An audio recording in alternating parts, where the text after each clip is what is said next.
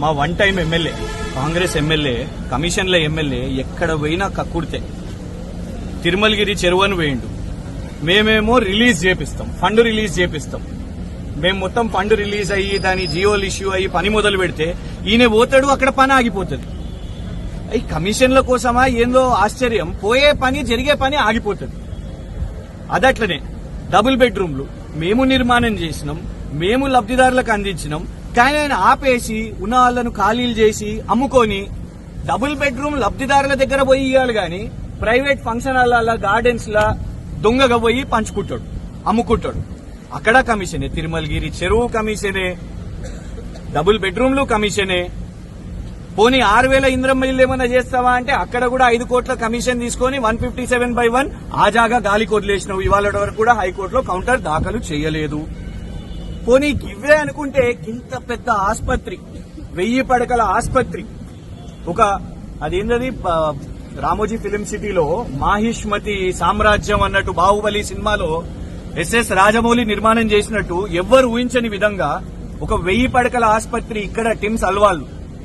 మేము ఎప్పుడు కూడా అనుకోలేదు. ఇక్కడ వాస్తవానికి కూడా ఇక్కడి నుంచి బొల్లారం నుంచి గాంధీ ఆసుపత్రికి పోతారు, అది ఫుల్ ఉంటే ఉస్మానియా ఆసుపత్రికి పోతారు, షామీర్పేట నుంచి పోతారు, మేడ్చల్ నుంచి పోతారు. ఇవాళ దానికి అన్నిటికీ కూడా అవసరం లేకుండా కేసీఆర్ గారు ఈ నగరం హైదరాబాద్ యొక్క నగరం పెరుగుతున్నది, దాని విస్తీర్ణ పెరుగుతున్నది కాబట్టి నిరుపేద ప్రజలకు ఉపయోగపడేటట్టు ఉచిత వైద్యం కోసం 4 పెద్ద ఆసుపత్రులను, 1000 పడకల ఆసుపత్రులను నిర్మాణాని కోసం భూమి వెతికిర్రు, భూమి దొరికించుకున్నారు, శంకుస్థాపన చేసిర్రు, పునాదులు వేసిర్రు.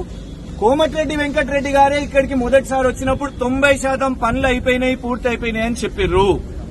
కానీ తాపకొకసారి కాంగ్రెస్ ఎమ్మెల్యే ఇక్కడికి వస్తాడు, ఫోటోలు దిగుతాడు, మరేమన్నా ఆమ్యామ్యాలు ఏమన్నా కమిషన్లు అడుగుతాడో మాకు తెలియదు. కానీ పని ముందుకు సాగుతలేదు, దాన్ని ఓపెన్ అవుతలేదు. కానీ 3 సంవత్సరాలకెళ్ళి వస్తాడు, ఫోటోలు దిగుతాడు, వెళ్ళిపోతాడు. ఇలా ఏమున్నది? మళ్ళా వచ్చి రాజకీయ వ్యాఖ్యలు. బీఆర్ఎస్ వాళ్ళు కొబ్బరికాయ కొడితే కొబ్బరికాయ నీ నెత్తి మీద కొడతాం, గుమ్మడికాయ నీ నెత్తి మీద కొడతాం.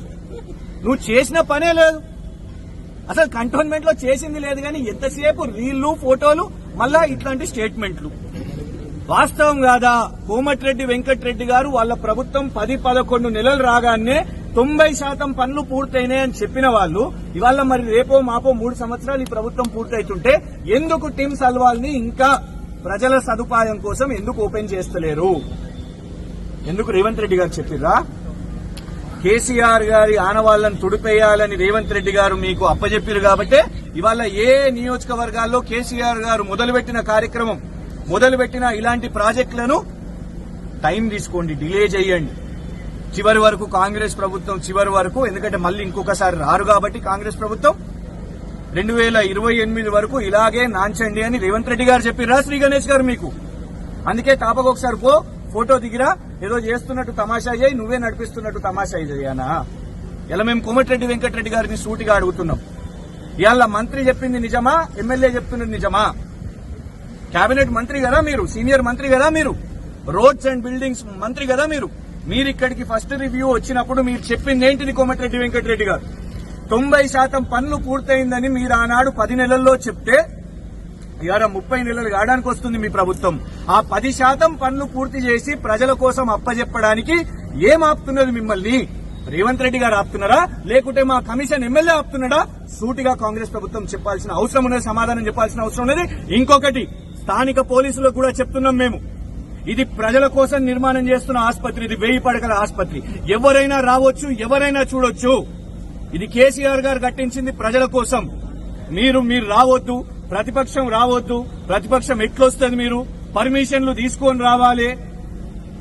ప్రజా ఆసుపత్రికి, ప్రభుత్వ ఆసుపత్రికి రావడానికి కూడా పోలీసులకు లెటర్ పెట్టి వస్తారా? దయచేసి పోలీస్ డిపార్ట్మెంట్ వారిని మేము కోరుతున్నాం. రేవంత్ రెడ్డి గారి ప్రభుత్వం శాశ్వతం కాదు, కేసీఆర్ గారి ప్రభుత్వం మళ్ళొస్తున్నది. మీరు ఎమ్మెల్యే మీకు చెప్పిండను, ఎమ్మెల్యే మీకు మెసేజ్ పెట్టిండను, ఎమ్మెల్యే మీకు ఫోన్ చేసి చెప్పిండను, బీఆర్ఎస్ వాళ్ళని ఆపుదాం అనుకుంటే మళ్లీ మేము ప్రభుత్వంలోకి వస్తున్నాం. దయచేసి ప్రజల కోసం పనిచేయండి, ప్రజా ఆసుపత్రి కోసం పనిచేయండి, ప్రజల అభివృద్ధి కోసం పనిచేయండి అని మేము పోలీసు వాళ్ళని కూడా కోరుతున్నాం.